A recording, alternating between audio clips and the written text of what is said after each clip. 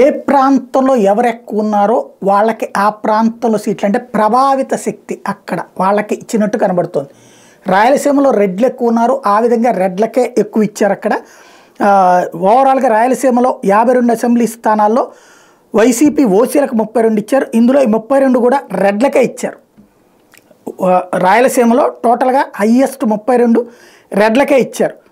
అదే సందర్భంలో మరొక వైపున కాపులకి ఇక్కడ హయ్యెస్ట్ ఇచ్చుకొచ్చారు. ఏదైతే ఓవరాల్గా చూసుకుంటే గోదావరి జిల్లాలో తూర్పుగోదావరి, ఉమ్మడి తూర్పుగోదావరి చూస్తే 19 స్థానాలు ఉంటే అందులో 3కి ఎస్సీ, 1 ఎస్టీ తీసేస్తే మిగతా 15 సీట్లు ఉంటే అందులో 8 కాపులకి ఇచ్చారు, 4 బీసీలు, 3 రెడ్లకి ఇచ్చారు.